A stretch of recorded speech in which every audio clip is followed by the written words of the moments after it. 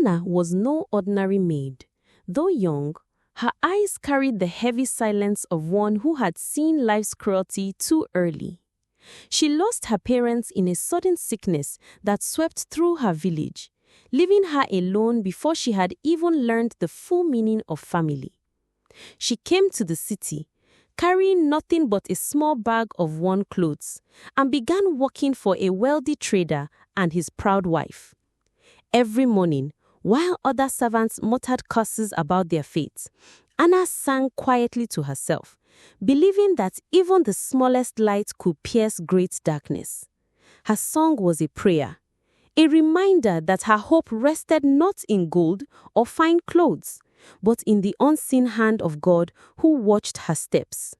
Anna was no ordinary maid. Though young, her eyes carried the heavy silence of one who had seen life's cruelty too early. She lost her parents in a sudden sickness that swept through her village, leaving her alone before she had even learned the full meaning of family. She came to the city, carrying nothing but a small bag of worn clothes, and began working for a wealthy trader and his proud wife. Every morning, while other servants muttered curses about their fate, Anna sang quietly to herself, believing that even the smallest light could pierce great darkness. Her song was a prayer, a reminder that her hope rested not in gold or fine clothes, but in the unseen hand of God who watched her steps. Her life in the trader's house was not easy. She woke before the cock crowed, fetching water, scrubbing floors, and washing piles of clothes that left her hands raw and cracked. Many times, hunger sat heavily in her stomach because the food given to the servants was little more than scraps. Yet, Anna never complained. When the other maids mocked her plainness, she simply smiled and continued her work. They called her foolish because she would kneel every night by her bedside to whisper prayers, even when exhaustion made her body ache. Still, Anna believed her pain was not wasted. She often whispered, "A seed must first be buried before it can sprout into life." But even as she walked and prayed faithfully, shadows were gathering around her. Unknown to Anna, her endurance had caught the attention of eyes that did not belong to man. A power, old and dangerous, had been watching her closely. The night sky over the trader's compound seemed to carry whispers whenever she sang her hymns. Neighbors sometimes spoke of a strange figure that roamed the road outside the gate at dusk, but no one dared to investigate. Anna's life, though quiet, was being drawn into a battle she could not yet see, a battle between darkness and light. It was one late evening, when the moon hung like a silver plate in the sky, that Anna's path crossed with the stranger.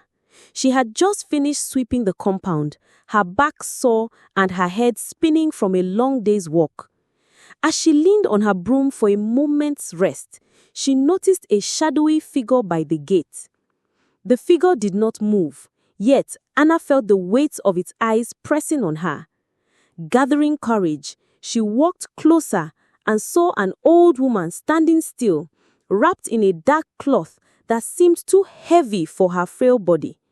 Yet, her eyes sparkled unnaturally bright, almost glowing under the moonlight. The woman smiled, but there was something unsettling about her lips. They curled in a way that was both kind and cruel, like a mask hiding its true face. "Child," she said in a voice soft as wind brushing dry leaves, "I have watched your suffering. Day after day you work like a slave, and yet no one thanks you. Do you not grow weary of poverty? Do you not wish for a life where your hands are covered in gold instead of blisters?" Her words were smooth, sinking into Anna's ears like honey. Anna, though unsettled, answered politely, for respect was her nature. "Madam, I do not seek riches. I only desire peace in my heart and God's blessing over my life." The woman's smile deepened, her eyes narrowing as if she had expected another reply. "Peace?" she whispered, almost laughing. What peace can hunger bring? What blessing can come from suffering? The air around them grew cold, and Anna's heart pounded. She had met many people in her short life, but never had she stood before anyone who carried such a chilling presence. Deep down, she knew this was no ordinary woman. The old woman straightened her back, and in that instant her frailty disappeared. She raised her hand, and before Anna's astonished eyes, gold coins and shining jewels appeared in her palm. They glittered so brightly that the dull compound seemed to come alive with light. Anna gasped softly. Never in her life had she seen such wealth, not even in the traders' storerooms. The woman leaned closer, her eyes piercing like daggers. Take this gift, she whispered. You will never know hunger again. You will be clothed in silk, and all who mocked you will kneel before you. Only one thing I ask. Give me your soul. Anna's breath caught in her throat. Her knees weakened as she stared at the dazzling treasure. For a moment, she thought of her parents. How much easier life could have been if they had such wealth. She imagined herself free from cruel treatment, never again mocked or starved. But then, she remembered the words of her late mother. Child, the soul is the lamp of the body. Guard it well, for once it is gone, no treasure can buy it back. That memory struck her heart like fire. Slowly, she raised her head to meet the woman's eyes. Her voice shook, but carried a strength that surprised even her. No, my soul belongs to God, not to darkness. Take back your gold. I would rather suffer in this world than trade my eternity for glitter that will fade away. The witch's smile vanished, replaced with a twisted snarl. Her eyes darkened like storm clouds, and her voice thundered. You dare reject me? You foolish girl? You will learn what it means to anger one who holds the keys of suffering. The air grew thick, and Anna felt her body shiver. Little did she know, that night marked the beginning of a pain that would test the very core of her being. That night, Anna could not sleep. Her body burned with a strange fever that no water could quench. Sweat drenched her thin clothes, and she tossed on her small mat as fire seemed to crawl under her skin.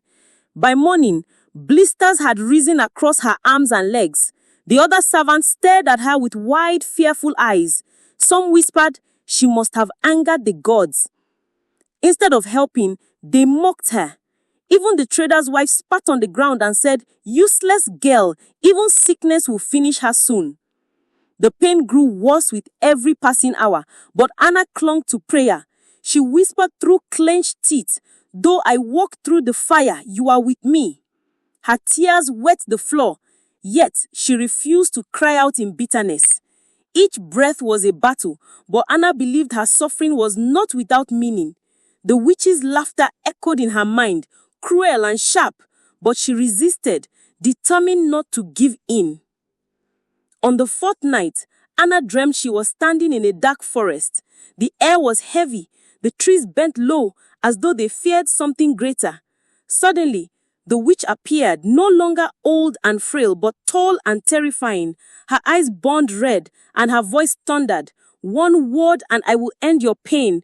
Accept my gift and you will rise from this sickness. Bow and the fire will leave your body." Anna trembled, her knees weak.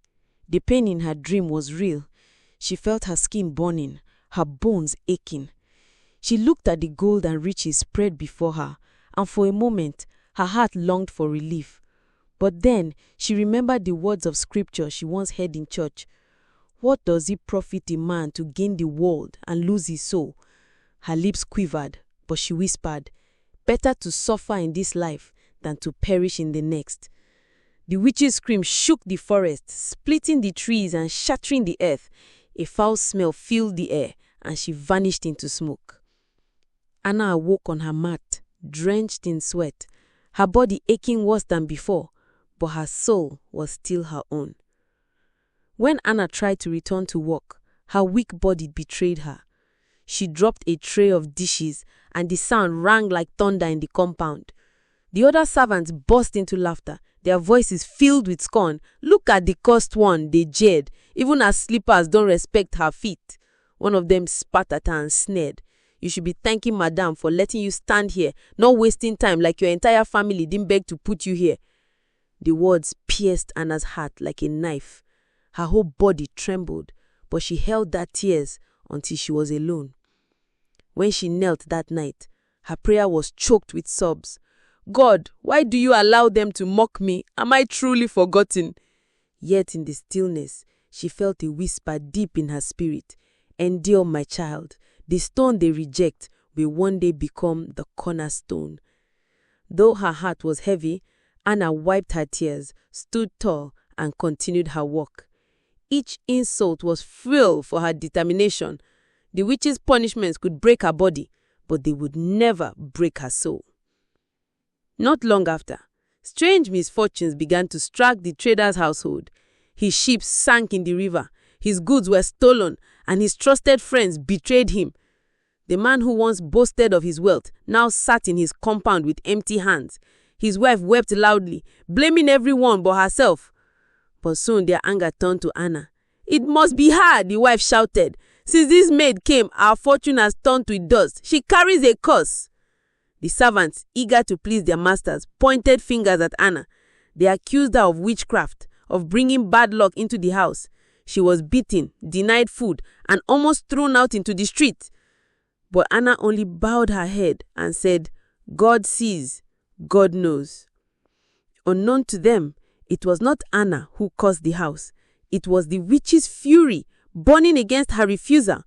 Darkness wanted to consume the trader's family as punishment for keeping a maid who dared resist evil. One market day, Anna was sent to fetch food, though her body was still weak. Halfway through the journey, her strength failed her. She collapsed by the roadside, gasping for breath as people walked past without stopping. Just as darkness closed in, a kind old preacher bent down and lifted her gently. He gave her water, and his touch carried warmth that soothed her pain. He looked at her with wise, gentle eyes and said, "Child, your trials are not without purpose. Your endurance will one day bless many, even those who despise you now. Do not give up. Hold fast to the light." Before Anna could ask his name, the preacher disappeared into the crowd, leaving her with renewed strength. That night, Anna held on to those words like a lifeline. Though her pain remained, her hope grew stronger. She realized she was not alone. Heaven itself was watching her story unfold. The witch appeared again, this time more beautiful than ever. Her skin glowed, her clothes sparkled like diamonds, and her voice was sweeter than music. She smiled and said, "Anna, I admire your stubbornness, but must you really suffer forever? Just bow once, and I will make you the mistress of this house. The rich trader who serve you. You'll be feared and honored. All I ask is a single bow." Anna's blanket shook. The offer was greater than ever. She saw visions of herself dressed in silk, commanding respect, no longer mocked or beaten. Her heart yearned for rest, for honor, for freedom. But as she stood trembling, she felt a fire rise within her soul. She remembered her parents, her prayers, her tears. She thought of the kind preacher's words and whispered firmly, "Get behind me, for I belong to God." The witch's face twisted in fury. Her skin melted into ugliness. Her sweet voice turned into a roar. Darkness filled the compound, but suddenly a brilliant light split the sky and filled Anna's room. The witch screamed and vanished to never return. From that night onward, Anna's sickness left her. Her body healed, her strength returned, and her face shone with peace. The trader and his wife, who once despised her, were astonished. Slowly, their hearts began to soften. When they asked her to pray for their broken home, Anna knelt and interceded for them, tears streaming down her face. Soon after, new opportunities came to the trader's family. Their business rose again, stronger than before. But this time, humility replaced pride. They treated their servants fairly and gave Anna a place of honor in the household. She became not just a maid, but a light whose endurance saved an entire family from ruin. Anna's story spread across the village. Parents told their children, "Do not sell your soul for riches. Stand firm even in suffering, for blessing follows endurance." And so the maid who once swept floors in silence became a legend of courage, temptation, and divine redemption. Proof that light always conquers darkness. Anna's courage shows us a truth we must never forget. Not every gift is a blessing, and not every suffering is the end. Her story is one of temptation, endurance, and redemption, a light for anyone walking through darkness. If this tale touched your heart, there are many more waiting for you. Subscribe now to SamobabaTales, where African folk tales live, where wisdom speaks, and where every story carries a lesson for life. Don't just watch, join the journey, and let these timeless tales inspire your soul.